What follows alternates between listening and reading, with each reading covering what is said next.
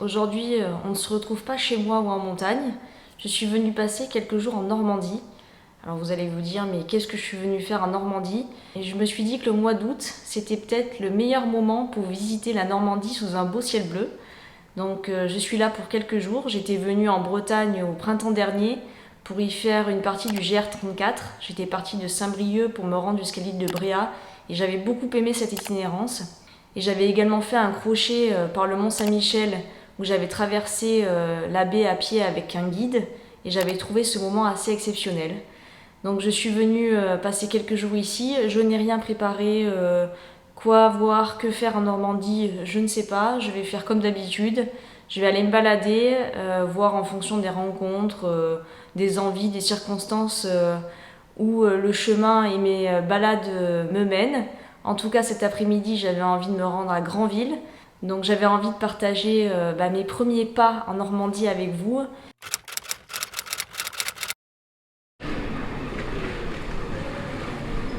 Pour le ciel bleu, on repassera, mais en termes d'ambiance, on y est. Là, on va passer par la porte des morts pour rejoindre l'église Notre-Dame. C'est beau ces maisons de caractère là. Voici l'église Notre-Dame.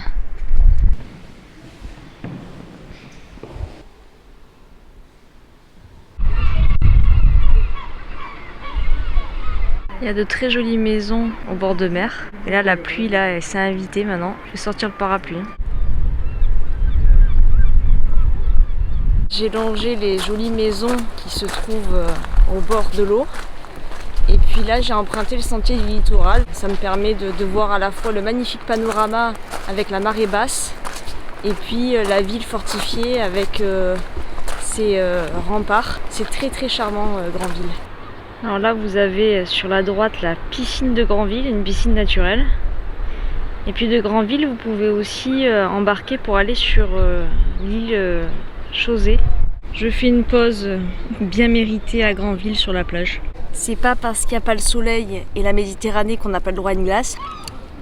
Mais bon, faut être organisé quand même. Faut dégainer le parapluie à tout moment là.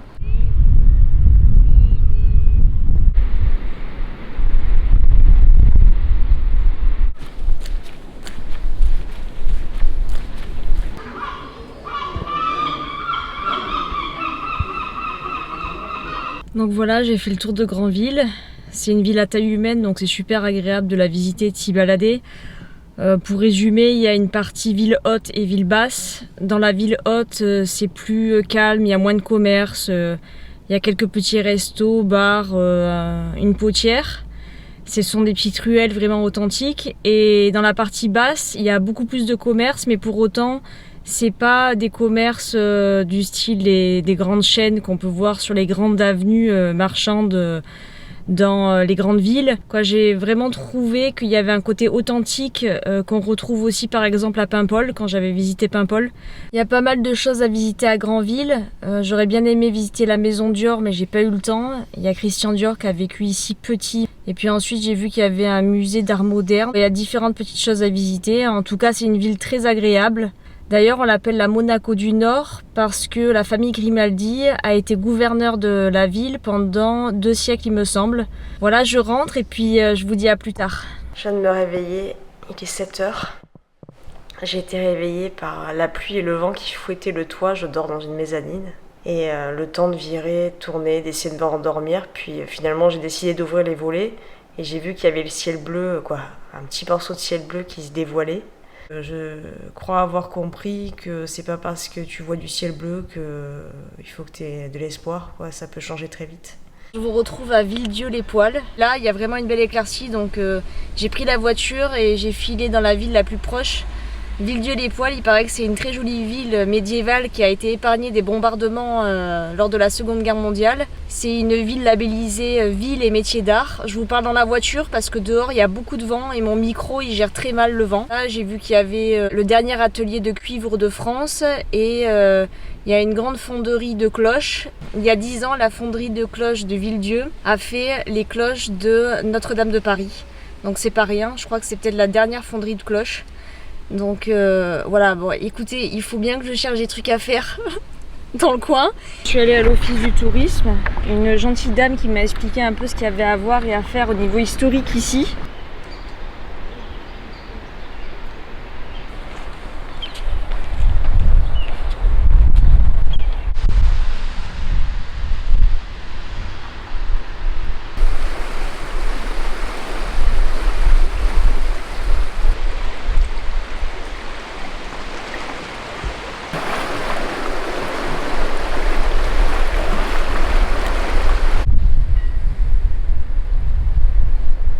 Marie-Haute, je vais aller à la fonderie des cloches.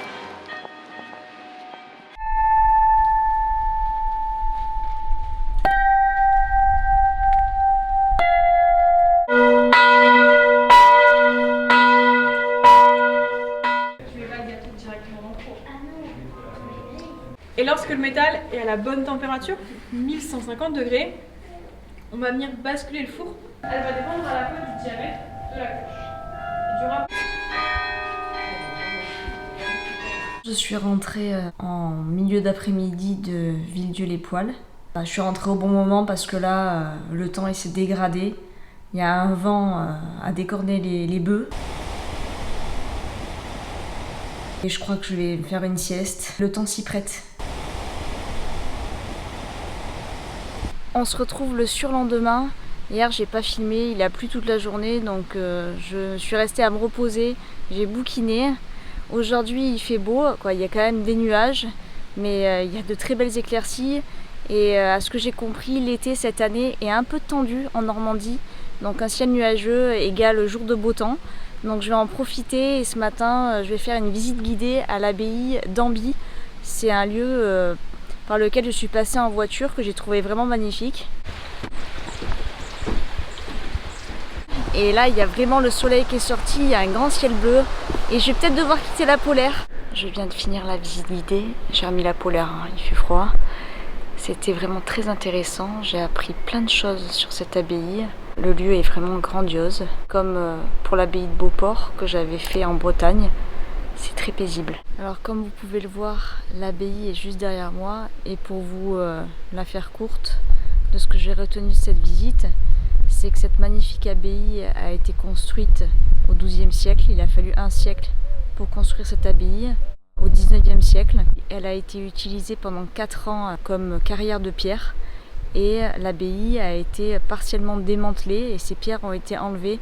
Donc la façade de l'abbaye a été enlevée. C'est pour ça qu'il manque le toit de l'abbaye et qu'elle est ouverte. En 1950, il y a une famille, la famille Beck, qui a racheté le domaine et qui a commencé à trouver des financements pour restaurer l'abbaye.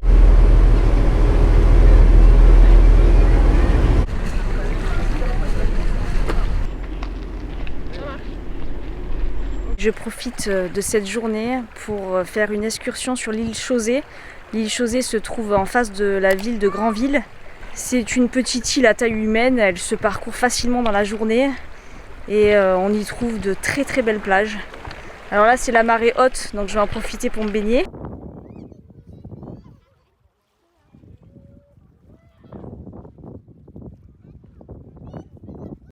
Ensuite la mer va se retirer pour une partie de la journée. Puis le décor va complètement changer.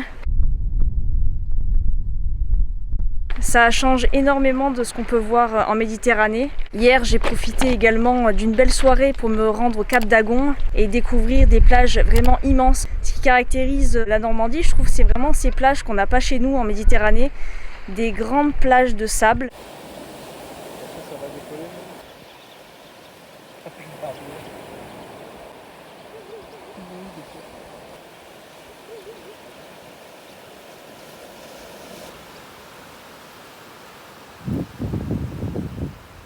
C'est toute une autre ambiance, mais c'est vraiment une très très belle nature. Donc je vais passer la journée sur l'île Chausée, qui comprend 52 îlots à marée haute et à peu près 360 à marée basse.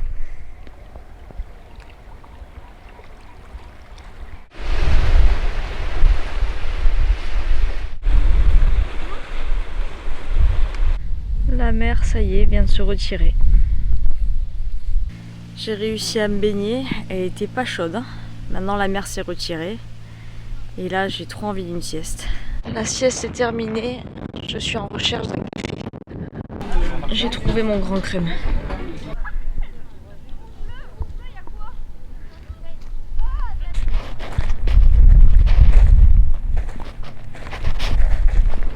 Dernière journée en Normandie et je suis venue passer une partie de cette journée à Honfleur. Il paraît que c'est une très jolie ville portuaire, très poétique. Je passe quelques heures ici, je me balade et je vous fais découvrir Honfleur avec moi. Je commence la balade par le port. C'est un peu l'image que j'avais de Honfleur. Un joli petit port avec ses maisons tout le long du port et ses cafés, restaurants.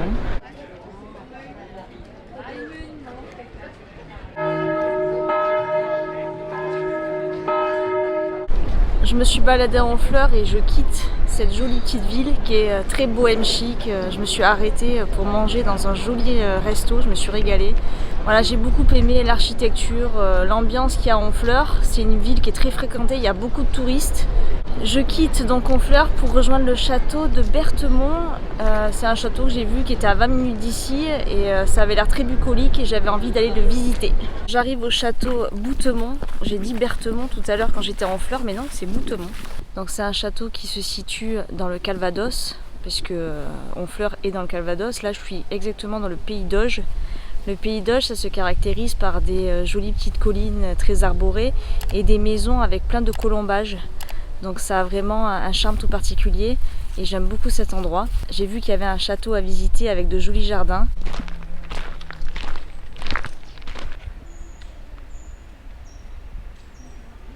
J'ai beaucoup aimé la poésie et la sérénité qui se dégagent de ce lieu. L'histoire du château de Bouthemont et de ses seigneurs remonte à l'an 1000, mais c'est au paysagiste français Achille Duchesne, au XXe siècle, que l'on doit les magnifiques jardins et la création du lac Miroir dans lequel le lac se reflète. C'est au château de Bouthemont que se termine cette escapade en Normandie. Voilà, j'espère que vous aurez aimé les quelques endroits que je vous ai fait partager. Je ne dis pas que c'est ce qu'il y a à faire en Normandie, en tout cas c'est ce que j'ai choisi de faire au fil de ces quelques journées. Comme j'ai été logée près du Mont-Saint-Michel, j'en ai d'ailleurs profité hier soir pour aller voir l'abbaye du Mont-Saint-Michel avec un spectacle son et lumière magnifique.